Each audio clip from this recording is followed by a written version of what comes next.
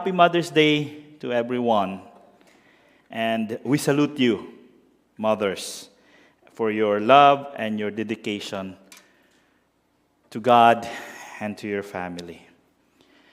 Every one of us has a role model in a godly man or woman whose life has influenced us in various ways. And in the remaining Sundays of this month, the month of May, we will be talking about this particular woman, a remarkable woman who profoundly impacted her family, the entire nation of Israel, and the future generation, and even in our time today. So our theme for the entire month of May will be about Hannah, an example of a godly woman. So we'll be talking about this woman for the entire month of May. So the life of Hannah is only mentioned in the first two chapters of the book of Samuel, in 1 Samuel chapter 1 and chapter 2. So today's topic will be exploring Hannah surrendered her pain to the Lord. So next Sunday, we will look on how this woman, she fulfills her vows to the Lord.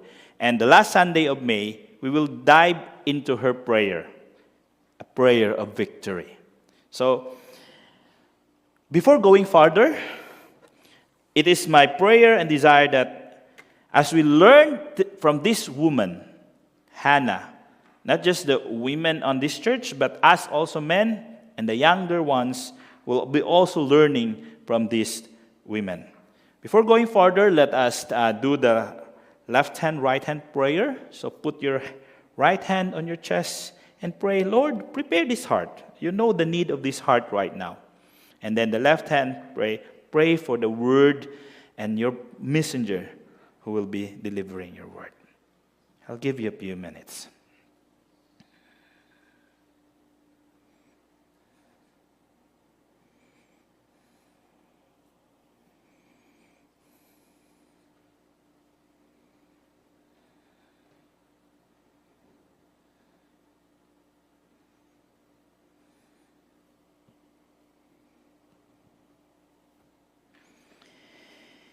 Spirit of the living God,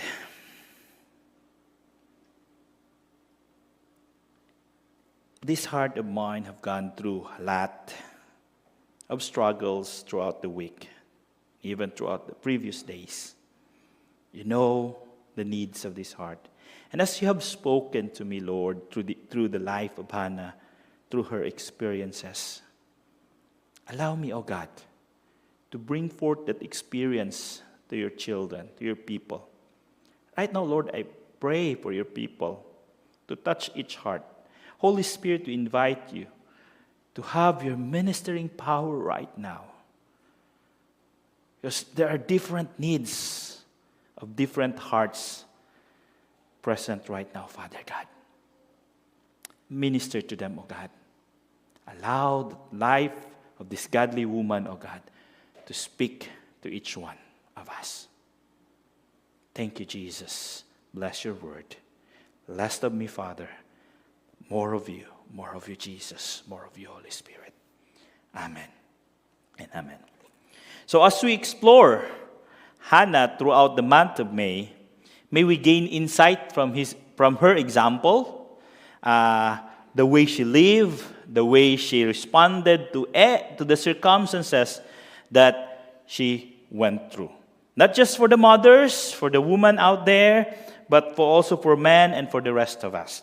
So the first part of our exploration of Hannah's life will be focused on her pain and how she handled that pain. So first, let's go and let's explore the cost of her pain. So we know Hannah went a lot of pain. So the heart of our story and the center of our story will be this woman who faced a tremendous amount of pain in various levels and intensities. She came from a quietly complex family. Lots of struggles that they're going through. And this family also holds this strong religious values. So Hannah was married to Elkanah. Elkanah also had another wife named Peninnah. So building that scenario in mind, there is a husband and two wives. Parang teleserye. The scenario unfolds a drama involving these two wives. When we think about drama, there is always a hero and a villain. So the hero will always go through suffering, go through pain, and will come out victorious. And the other character in the story, which is the villain, who will always make sure that this person will give hardship to the star of the drama. So we're going to explore that. So our passage was read earlier. We started from verse 9, but we will start it in verse 3. So in verse 3 it says, "Year after year, this man," referring to Elkanah, "went up from his town to worship and sacrifice to the Lord Almighty at Shiloh, where Hophni and Phinehas, the two sons of Eli, were the priests of the Lord." So Elkanah, the family patriarchs, observed this yearly celebration where he will gather his family, and then they will travel to the town named Shiloh. They live in the town of Ramah, around how many miles from Shiloh, and they will go to that place where the tabernacle is present to worship and make sacrifices to the Lord. So Shiloh became the site of an annual festival during the time of the judges. So before Samuel came into picture, there were lots of judges who become leader of the Israelites. And these judges will go to this place where they will offer things to the Lord. And after the existence of the judges, this place become the permanent, become the home of the priest named the family of Eli with his two sons and the Ark of the Covenant. So this family has annual traditions. They go to this place and then worship the Lord, offer sacrifices. In this annual tradition, there is a tension going on with the two wives, Hannah and Peninnah. So this tension was going on year after year as they travel from Ramah to Shiloh. So as we dive into the story, we will explore the various causes of the pain that Hannah experienced. So from our text, I have noted at least 3 primary causes of Hannah's pain. So first, her condition. Her condition. So the first tension that we can notice here is found in verse 2. We'll move to verse 2. So he had 2 wives. He, referring to Elkanah, has 2 wives, also called Hannah and the other Peninnah. Peninnah had children, and in fact, according to records, she has 10 sons or 10 children, but Hannah had none. So the tension begins here. Hannah has the condition of not able to bear a child. Hannah had no children. She finds herself difficult in her situation because in the early times, during that time, she doesn't have any son or child. And adding to that situation,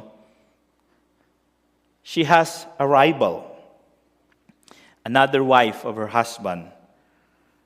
And in this position, this makes Hannah's life more miserable because this second wife will always provoke Hannah. So here, because Hannah was mentioned first, it indicates that she was the first wife. And in the ancient time, if the first wife cannot give a son or child to a husband, like Elkanah, the husband is allowed to look, they believe, to look for another wife, where the husband can have kids or children. So why they are doing this? Because in ancient time, woman's fertility was a major concern. Not to us, not this time today, but in their time, it's a major concern. They believe that the measure of a man's wealth is measured through the number of their kids. So the more they have kids, the more they have children, especially men, they are considered wealthy. They are considered wealthy. So in this male-dominated society, the focus was producing more offspring, so that their family name will continue to expand, and it will not be cut off from earth. And to a wife who could not bear a child was seen as a failure at that time to the family. It was a big deal at that time for women to be able to produce offspring. Sabi nga, anak ang labanan at this time. The most painful part for Hannah's condition was what the people believe at that time, when a woman could not give birth to a child, God has closed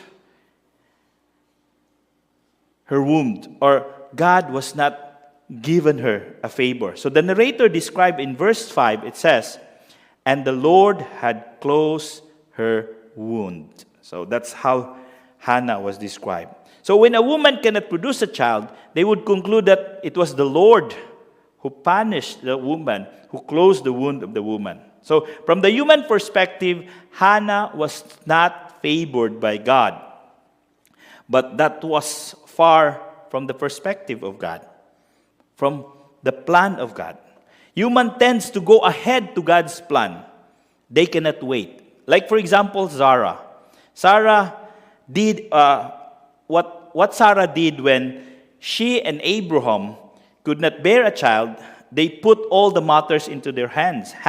Sarah made a plan, like, I will give this slave to you, Hagar, so that you can produce a child of yours, who will be your heirs, who will be your offspring.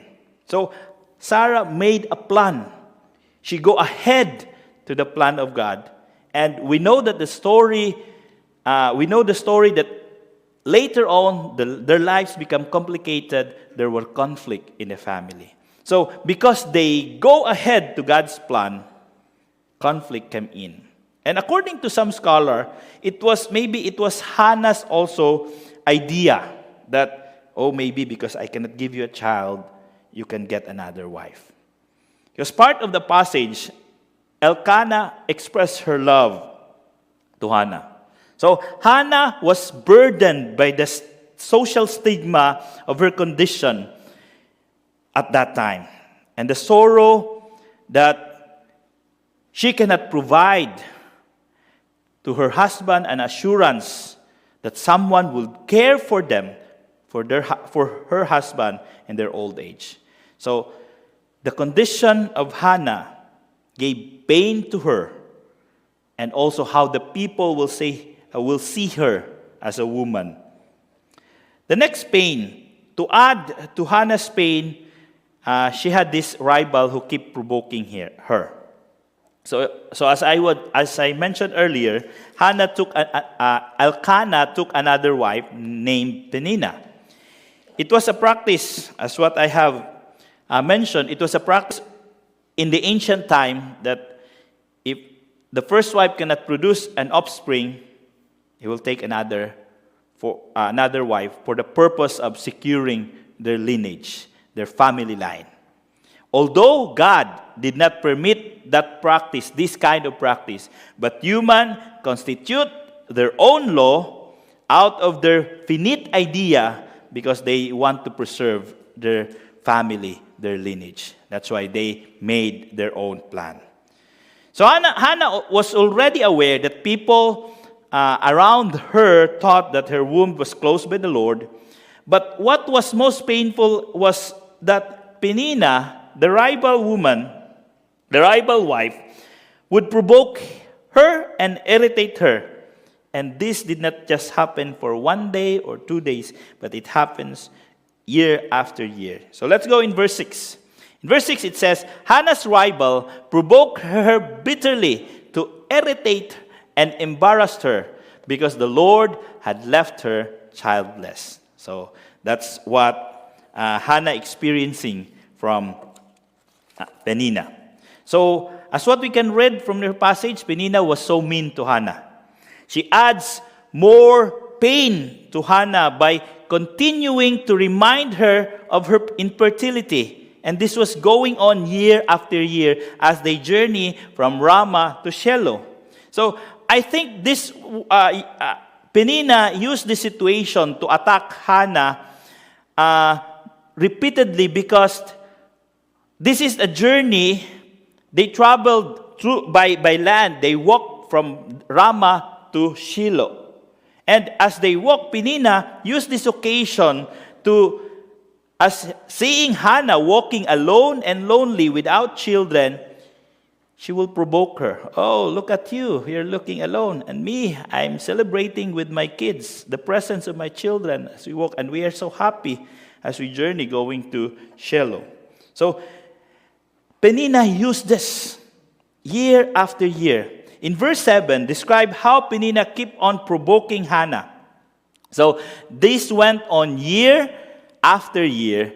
Whenever Hannah went up to the house of the Lord, her rival provoked her till she wept and could not eat.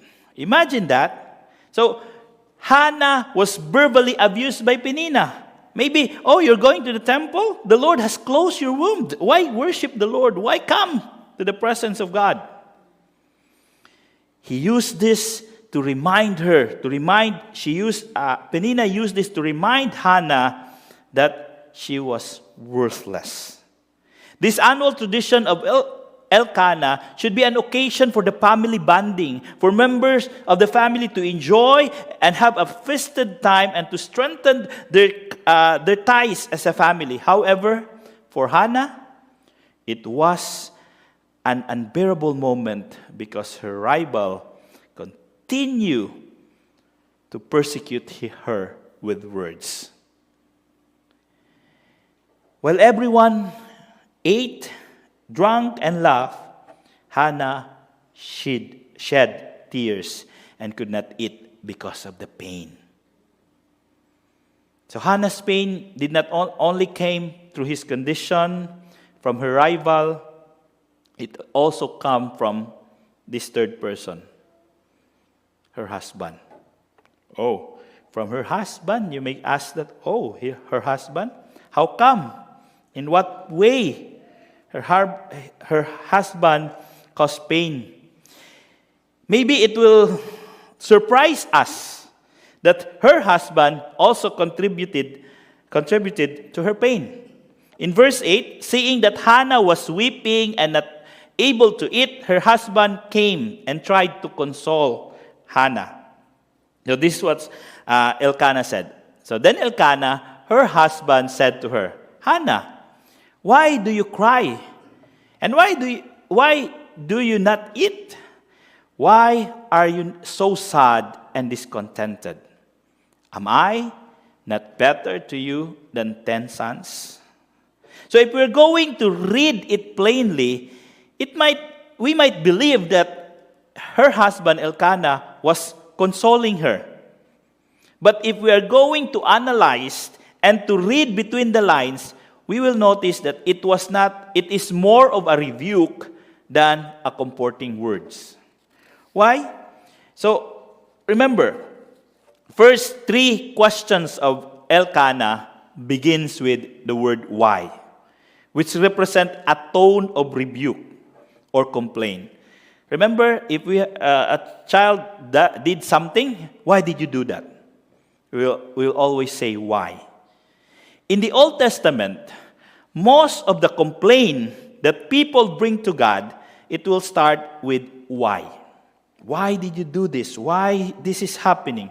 This is how Elkanah sound when she tries to comfort Hannah. It was not a sound of comfort, but a sound of complaint. Why are you going through like that? And that it was painful to her that her husband is more concerned of rebuking her than reprimanding the other one. Reprimanding Penina, the rival, to stop bringing pain to Hannah.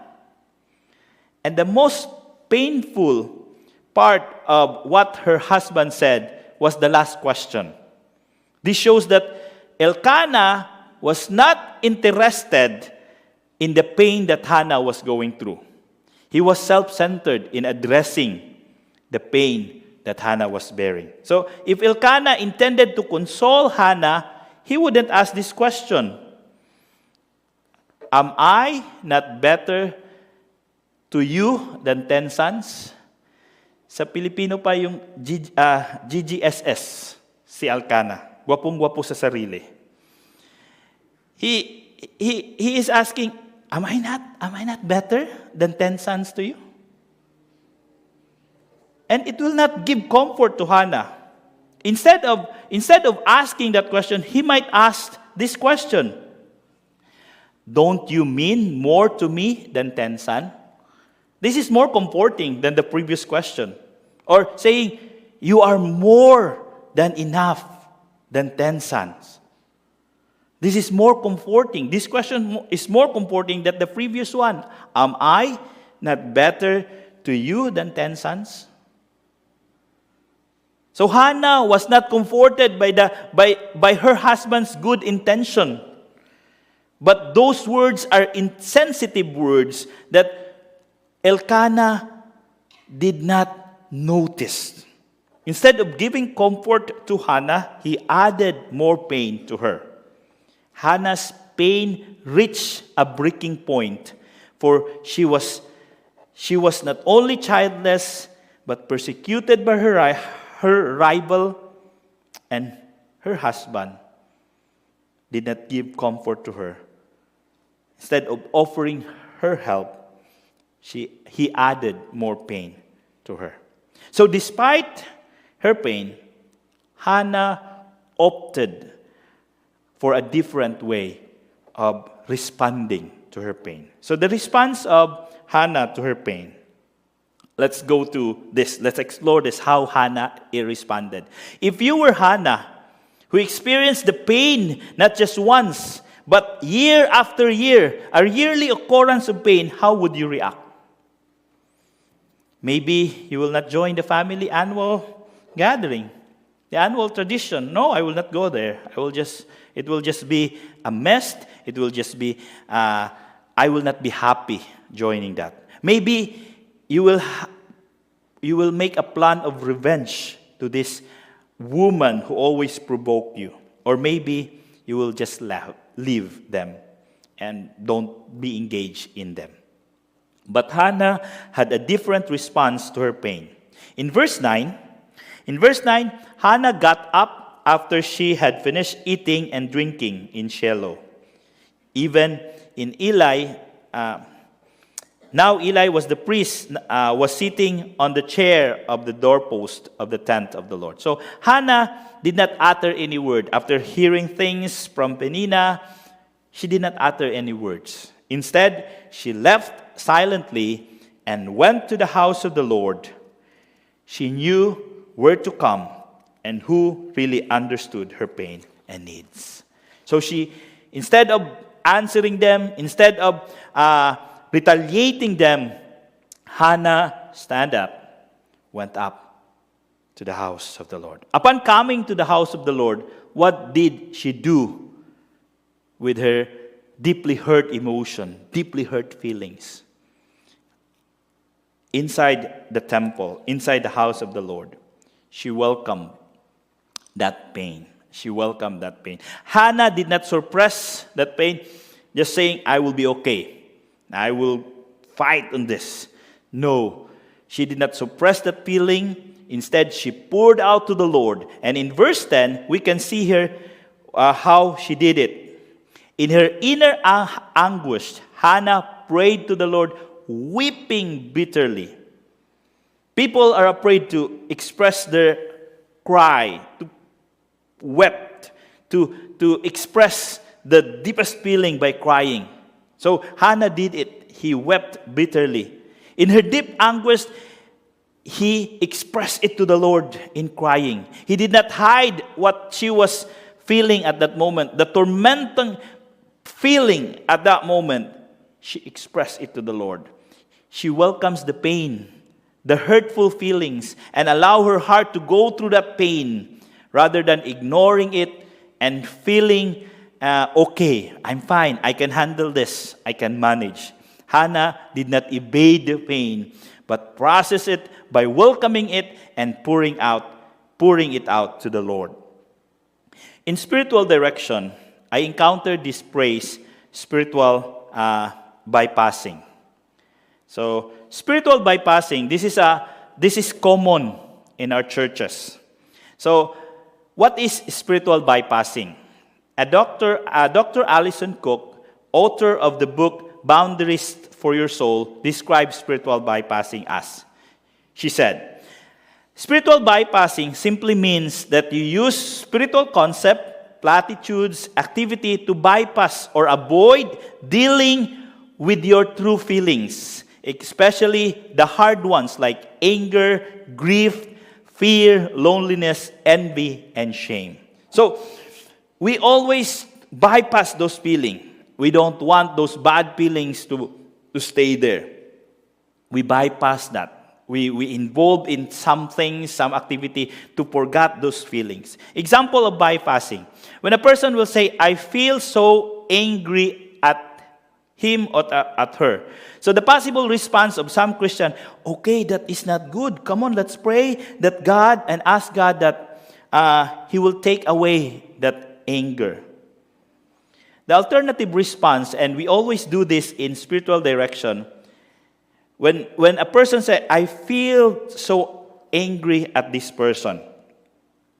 So a spiritual director, in a spiritual direction session, this will be what will going on in the session. So the spiritual director will say, let's explore that anger in a bit. Let's explore that anger. So as you feel it, the director will ask, as you feel it, what do you notice going on in your body? Can you sense God anywhere while you're experiencing that anger? In spiritual direction, we always ask questions. And what might be God is inviting you to notice as you are feeling that anger? People, especially Christian, feel ashamed to have this negative feeling. We all feel sometimes this anger. And it's good to explore that and not to be intimidated by that feeling, but to express them in the right way. So a spiritual director, the spiritual director will create a safe space and allow that feeling to be expressed. Hannah did not do spiritual bypassing. He did not bypass what she felt, what's going on at that time. She welcomed them and poured into the Lord. Hannah, the second thing that Hannah did is she prayed. She prayed. Hannah's other response was prayer. The welcome and prayer always go together. In spiritual direction, we have this spiritual discipline, spiritual practice called welcoming prayer. So a welcoming prayer will we guide the directee. It is a prayer practice where we engage into helping the directee process the feelings that she is or he is going through and allow that feeling to express in prayer. to welcome what's going on and to express it. So in the spiritual direction session, we help the directee pinpoint specifically what they are going through, what they are feeling at that moment, through the help of this feeling wheel. We call this feeling wheel. This is a wheel where the main emotion, bad, fearful, angry, disgusted, sad, happy, and surprised. And we will explore that. When we said, I'm angry. So, what kind of angry, or where that angry coming from? By someone let you down, humiliated, bitterness, or frustrated? When you say frustrated, where your frustration coming from? Because you are annoyed, you are infuriated. So we will explore that in a spiritual direction setting. And we encourage the directee to name that feeling. And in doing that, we can lead them to give it, to surrender it to the Lord. So Hannah knew where her pain was coming from. And he surrendered it to the Lord. He gave it to the Lord. That's why she was able to boldly made a vow to the Lord in verse 11. So in verse 11, Hannah made a vow, Lord of heaven, heavenly armies, if you just look at the misery of your maidservant, remember me, and don't forget your maidservant. If you give your maidservant a son, then I'll give him to the Lord for all the days of his life, and a razor is never to touch his head.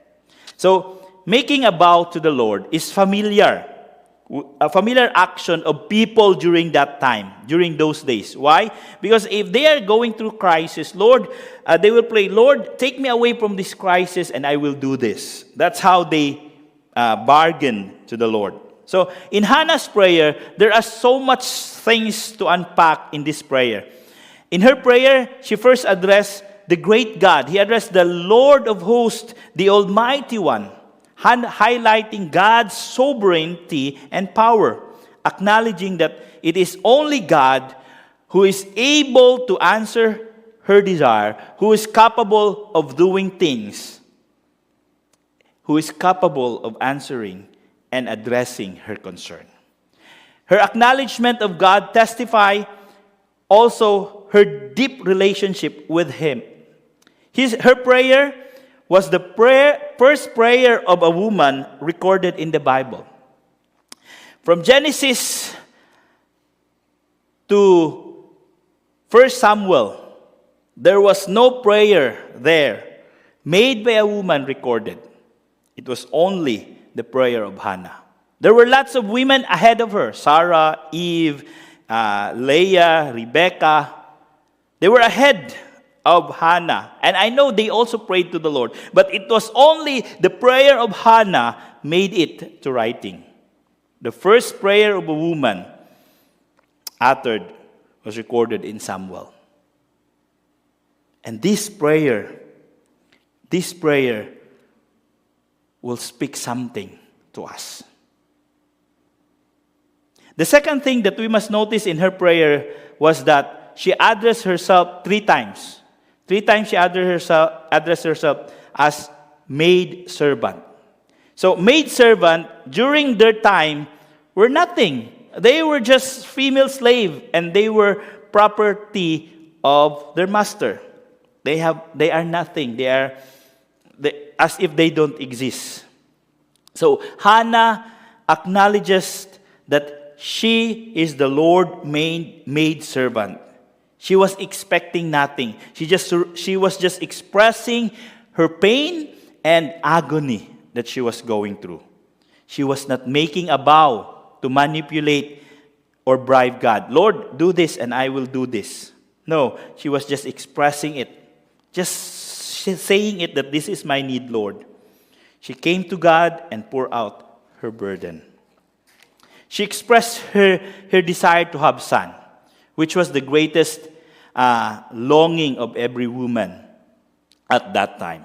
However, we can notice in her prayer that she was not praying for a son to satisfy her loneliness, to satisfy her longing or to shut up those provoking and irritating mouth of her rival Penina.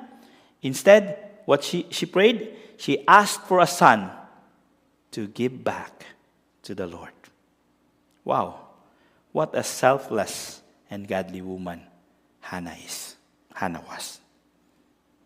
So aside from expressing her prayer audibly, Hannah also did one of the practices that we also do in spiritual direction. He did express her heart without words. He prayed just expressing what's inside. So in verse 13, first part of verse 13, it says, Hannah was praying in her heart, and her lips were moving, and her voice was not heard. So Eli, the priest, thought she was drunk. Some prayer can be really difficult to put into words.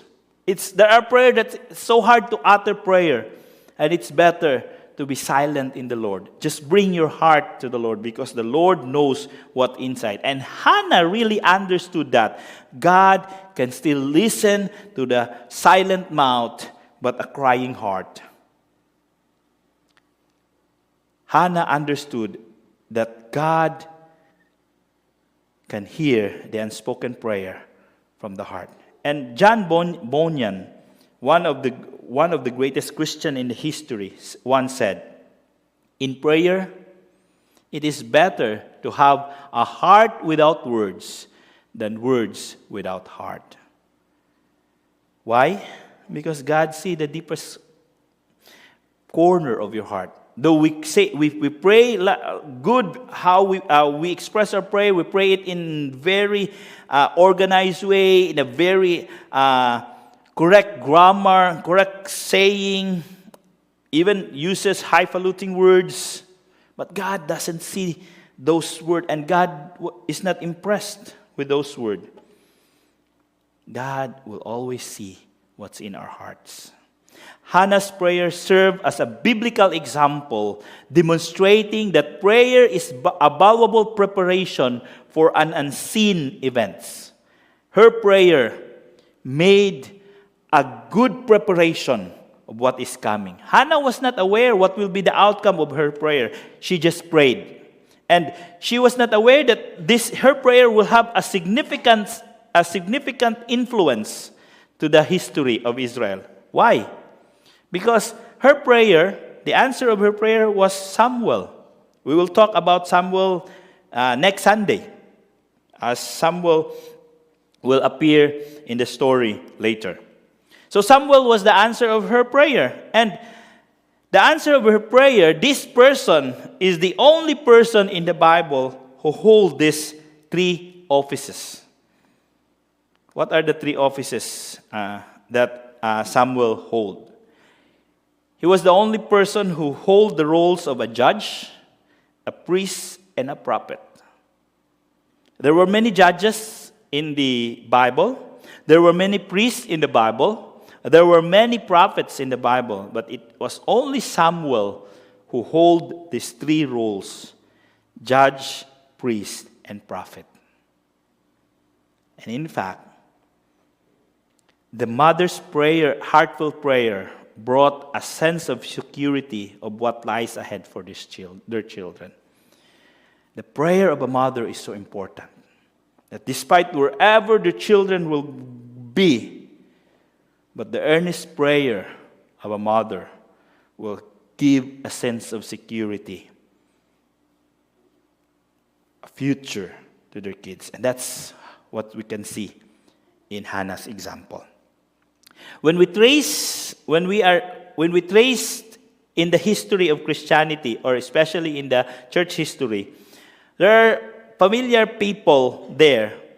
But if we look in their biography, in their story, there are notable mothers that made an impact to their lives. Though they are not known, no one knows them, but their son were remembered as one of the historical figure. Like, for example, this young man. In his youth days, in the early Christian writer known as Saint Augustine of Hippo, he's a wild guy, a brilliant guy, and very distant from God. He has a wild kind of life, and he ran away from home, but her mom kept on following her. His journey to Christ, his coming to Christ was largely influenced by her mother, Monica. Why? Because Monica never stopped praying for him until this person come to the presence of God. Monica devoted a daily prayer and heartfelt plea for the salvation of her son. And Saint Augustine formed the orders in the Roman Catholic Church of the Augustinian orders, and the newly elected Pope of the Roman Catholic came from these orders, the Augustinian orders. It was through a mother's prayer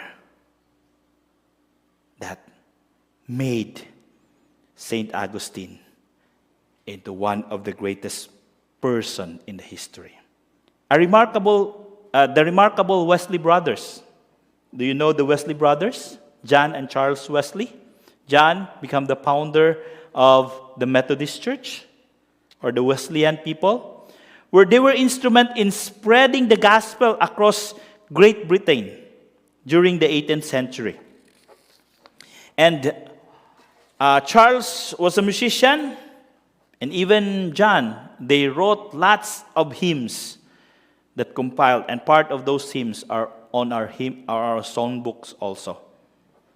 Their effort were beautifully supported and safeguarded by the heartfelt prayer of a dedicated mother, devoted mother, Susanna Wesley. He always spent time in prayer for their children. And in fact, if we will read the history, Susanna has, I think, 15 or 18 children. But he prayed for them. She prayed for them and spent time committing it to the Lord. Hannah shared her feelings through prayer. In her heartfelt prayer, she chose not to wish any harm to her rival, to Penina. But he just pour out her emotion to the Lord. He did not pray for her tormentor or persecutor to be punished, for bad things, for bad anything that bad will happen to her tormentor. He just expresses her feeling and surrender it to the Lord. What wonderful things did prayer brings to Hannah's life during her difficult times. Let's now see the outcome of her prayer, of her pain. So from verse 15 to 20, as Hannah expressed her unspoken prayer, she was accused by the priest Eli of being drunk. So let's look at what Eli said in verse 14. Eli said to her, "How long will you make yourself drunk? Get rid of your wine." Poor Hannah, she was already in pain, pouring out all the heaviness in her heart to the Lord, and now being accused of drunkenness. But we can see how Hannah is truly devoted woman, truly a godly woman. Observing Hannah's response to priest Eli's accusation of her, we can feel how pure, how humble this woman is. In verse 15 and 16, we read here, "Not so, my lord," Hannah replied. "I am a woman who is deeply troubled. I have not been drinking wine or beer. I was pouring out my soul to the Lord. Do not take your servant for a wicked woman. I have been praying here out of my great anguish and grief." Hannah just confessed to Eli No, my Lord, I'm not drunk. I'm just expressing what I'm going through. She did not retaliate. She did not feel angry to Eli for being accused of drunkenness. In her pain, Hannah brought and surrendered everything to God, and the outcome that she received blessing. She received blessing. So when Eli listened to Hannah's heart, Eli may not have said sorry for his mistaken accusation, but he warmly sent her up with a blessing as she departed. In verse 17, Eli released blessing to Hannah. So Eli answered, "Go in peace, and may the God of Israel grant you what you have asked him." So people back in the Old Testament, they always long for a priestly blessing. And Hannah received this blessing despite of being accused of drunkenness. Then Hannah warmly embraced Eli's blessing as if it were a divine gift. Responding beautifully in verse 18, he said, "May your servant find favor in your eyes." Wow, Hannah has really a good heart, a godly heart. The other outcome of pouring out her pain to the Lord in prayer is she had peace. Hannah experienced peace. Hannah received the blessing of peace from Eli. Before that, we really know, before this encounter of Hannah and Eli at the temple, we learned that Hannah has no appetite of eating. She was so downhearted and full of sorrow. But now, after she came to the Lord and surrendered her emotion, she turned out to be full of hope and with peace. So the second part of verse 18 clearly states, "Then she went her way and ate something, and her face was no longer downcast." Imagine this woman, Hannah, don't want to eat, so downhearted. This time, she was ready to face everything. Went on her way, ate something, and her face was no longer downcast. Her face was no longer sad. Although we don't read in the passage that Eli specifically apologizing to Hannah for being so harsh, it's heartwarming to note that he gave her his blessing. This allowed Hannah to return to her family with a peaceful heart and a joyful spirit. The weight she carried was lifted, and she left it in her. She felt in her heart that God had truly answered her prayer. Hannah was at peace, not because the Lord answered her prayer right away. When she prayed, right away she got pregnant. No, it was not answered that right away. Because she put his trust in the Lord and gave her heart to the Lord, and not just and did not lean in her own understanding. She trusted in the Lord. In the last two verses of our passage, we can read that Hannah was never troubled again. Never mentioned in the last part of our verse. But we see a woman who leaves everything to the Lord, who surrendered everything to the Lord. Whether God would grant her desire or not, she would live a peaceful life, a godly life. So let's look verses 19 and 20. The family got up early in the morning, worshipped before the Lord, and returned to their home in Ramah. Elkanah knew Hannah, his wife, and the Lord remembered her prayer. It came about in due time, after Hannah had conceived, that she gave birth to a son. She named him Samuel, saying, "Because I have asked for him from the Lord." Hannah joined the family worship the following day with a joyful heart. For God filled that joy in her heart that no one can do, no one can give. And in due time, according to God's timing. It was not Hannah's timing, but God's timing, Hannah's prayer was answered. So in the story of Hannah, in this part of the story of Hannah, what can we learn from this story? What valuable lesson can we take from Hannah's beautiful example of surrendering her pain to the Lord? She truly shines as an inspiration model of a godly woman. What steps can we take to follow Hannah's wonderful example? Even though Hannah faces pain from her condition, from her tormentor, she continues to live a godly life. No amount of provocation, Penina's provocation, did not push Hannah to her limit. It's truly a testament to God's grace to her. As a godly woman, she did not retaliate. She continued to make and to show it as an example to others. When Christ ascended to heaven, as I mentioned a couple of weeks ago, he did not leave his disciples alone. Instead, he graciously promised a comforter, a Holy Spirit, to be their helper. So, it is the privilege of the believers today to access the Holy Spirit to help us. So no matter situation, challenges, provocation we encounter as individual, let us allow the Holy Spirit to guide us, to empower us.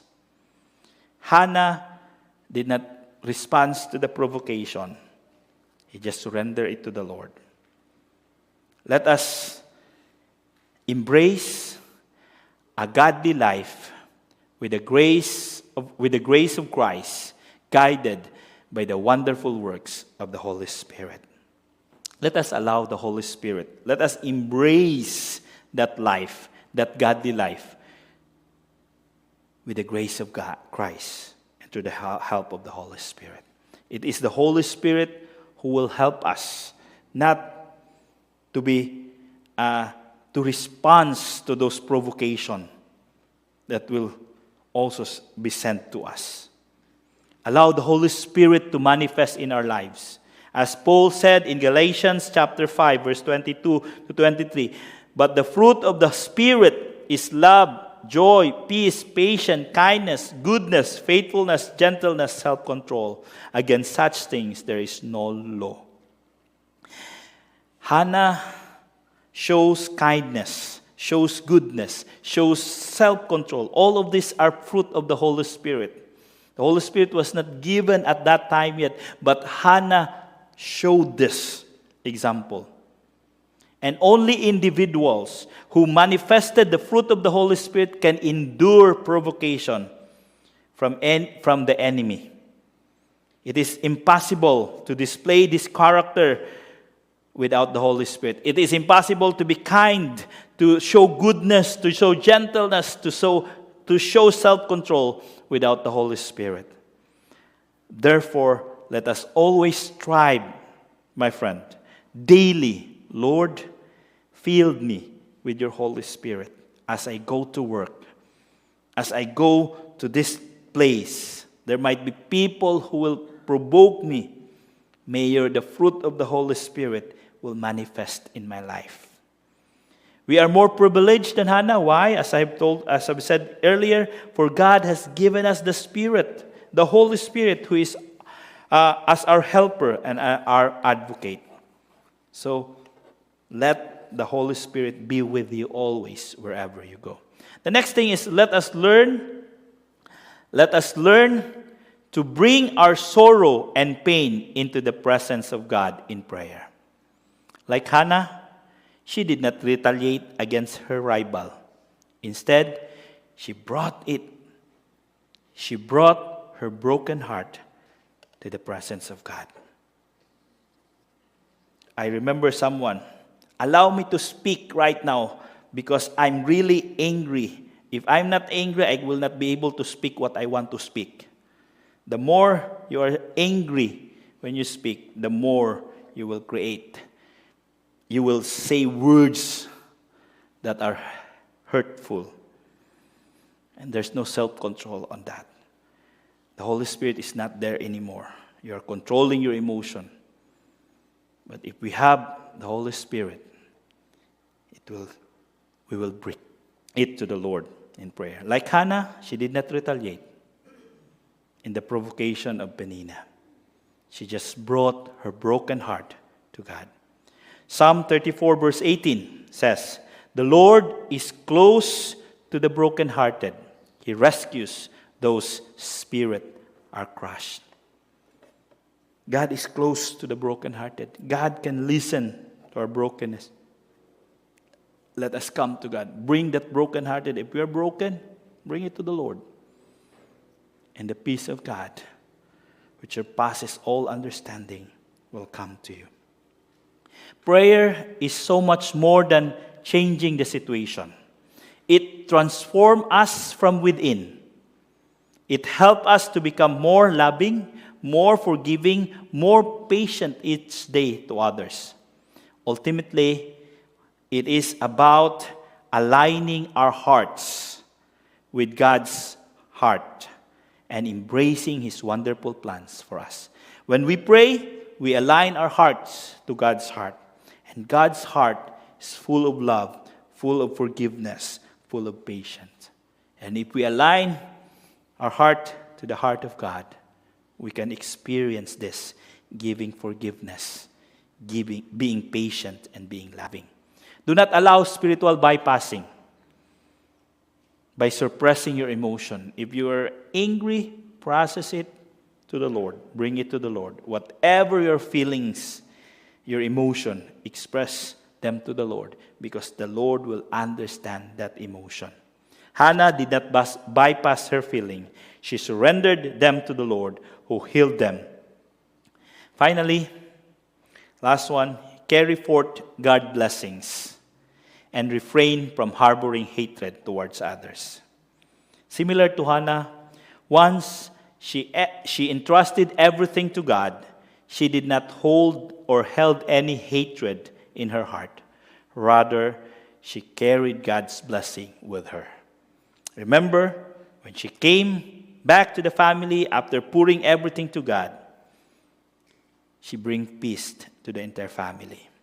Hannah was truly an inspiring woman who bravely surrendered her pain to God, allowing her to be a wonderful blessing to those around her, to those people, even to those people who caused pain to her.